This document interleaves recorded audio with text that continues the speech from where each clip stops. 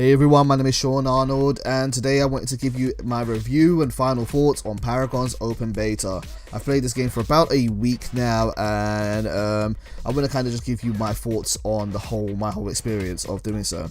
Overall, I'm going to say Paragon is a very fun game, and it's easily the best MOBA available on consoles. Not quite going to be able to knock off kings such as League of Legends and Dota in terms of PC market, but for console players, absolutely the best option out there, with Arnolds being, let's say, a very close second in my opinion.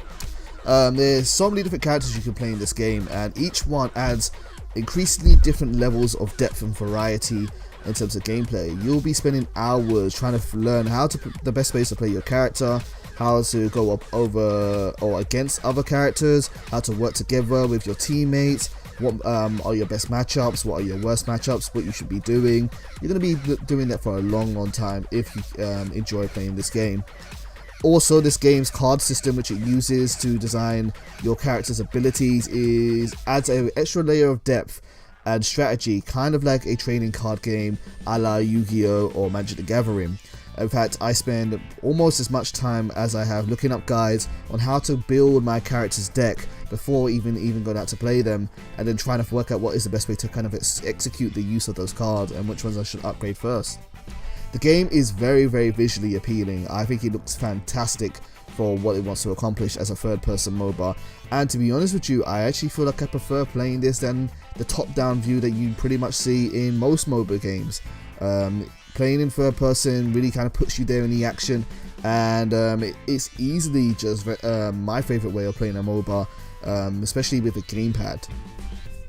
One thing that this game will have, and those who aren't familiar with MOBAs may find this difficult to come to grip with, is the amount of information that is on your screen at one point in time. If you're playing the game, you've got the map, you've got your abilities at the bottom, you've got the death count and who's killing who, you've got the chat between you and your teammates saying in what direction to go to, and there's a lot of things to decipher as well as actually playing the game itself. However, I feel like it's all done so well in a way where it's easily digestible. It's easy to kind of understand, and as long as you just take the time to kind of understand all the different bits of information, it doesn't take long to get used to it, and I think it's actually becomes quite natural and second nature. Also, one thing that I like is that when you go to look up your characters, when you're in the main menu, there are video tutorials which link directly to YouTube, videos made by Epic Games themselves, which will help you understand what roles your character are supposed to play and how you should be building your deck. I think that's a really cool idea, and it's definitely helped me try to pick my characters because it's a nice quick short description of what each character can do, and yeah, I think that's a really cool idea. Also, finally, there is so much to kind of keep you coming back to wanting to play more. You have your own personal Paragon level, which gets you rewards. Your characters have their own level, which gets you specific character rewards and say cards and abilities to help make your character better.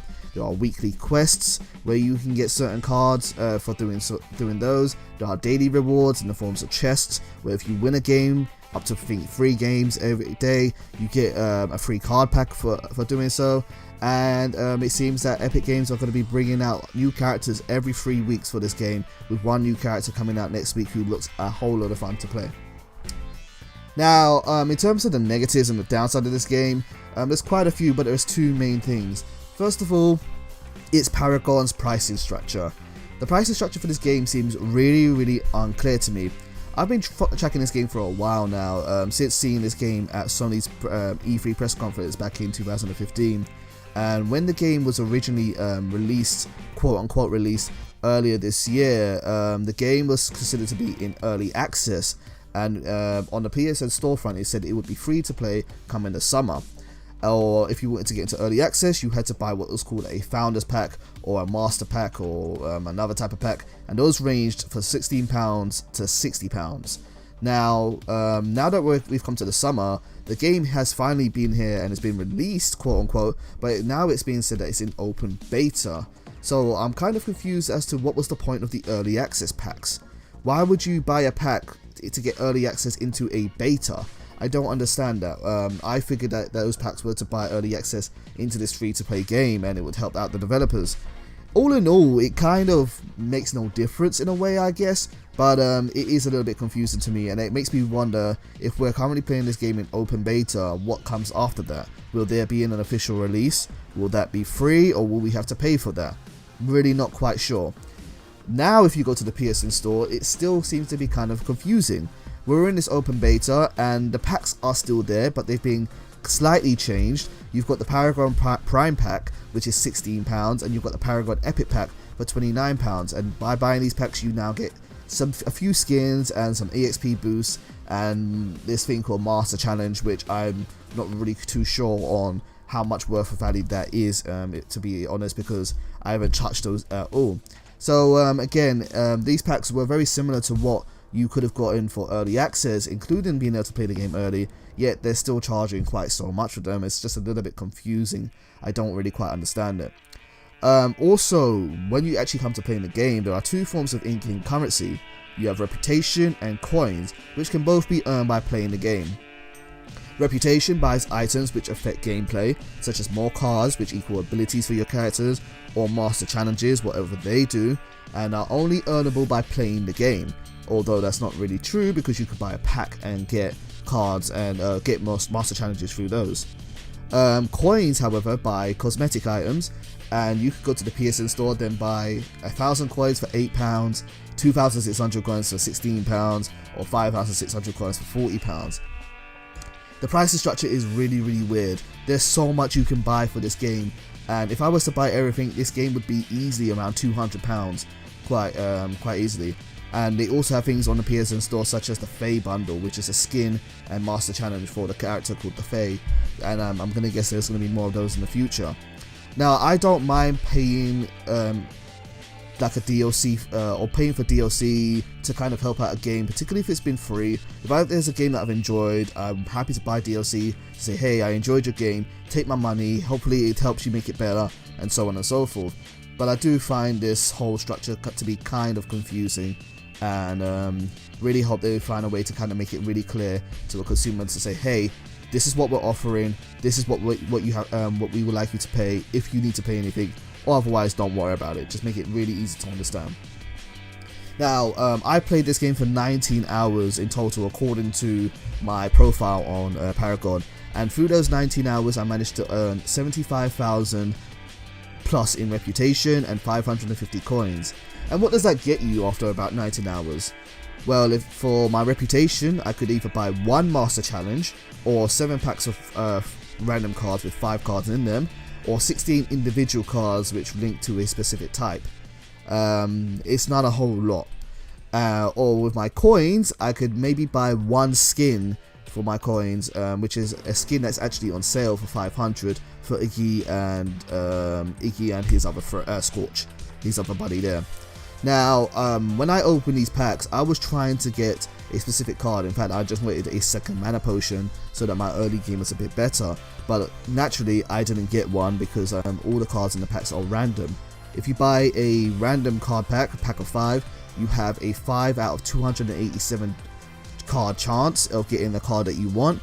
Or if you buy a single card pack, you have a 1 in 93 chance of getting a card that you want. And it's I'm not sure I'm a big fan of the random element. You should expect yourself to, if you're going to play this game and you really want to get into the high level builds, you need to expect yourself to be playing this game for a very long time, because all the rewards in order to level up your characters are pretty much random, except for those that you get by leveling up your character. Epic Games did do something in terms of introducing a weekly pack which has 3 specific cards, but that's still only 3 cards out of the possible 287 available in the game. Needless to say, this game is a huge time sink. That's just not in terms of trying to earn your rewards. In terms of actually playing the game is very long as well. A single game can take anywhere from about, in my experience, 35 minutes to an hour and 20 minutes. And there is no way to leave a game without being penalized unless you go for a team surrender.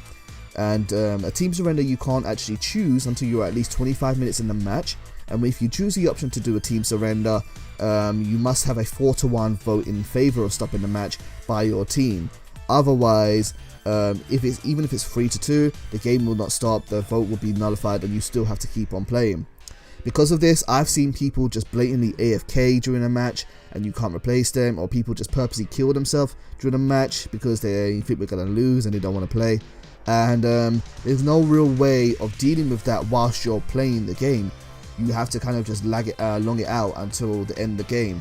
There are features in order to report players, and players can be penalized for being AFK, but it really doesn't do anything whilst the game is actually going, so it doesn't really feel like it does a whole lot. Furthermore, as you play your game, and when you win a game, you get XP, reputation and coin rewards, which are based and tied to your efforts in the game. However, once you've played a game for 45 minutes, you can't earn any more AXP, reputation or coin rewards. So if you're playing a game which is about an hour long, that 15 minutes of extra time that you're playing, you're not getting anything in return, other than of course having a good time playing the game. So overall, I would definitely recommend people to give Paragon a try. It's incredibly fun to play, there's lots of learn, and for the time being it's absolutely free. Just be expected to invest a lot of time if you want to really get into this game, and that could be a good thing or a bad thing depending on how you see it. If Epic Games gets this right, this could definitely be the de facto MOBA available on PlayStation 4 and Xbox One, and I really hope they actually achieve that, because there really isn't an answer for the MOBA genre on a console.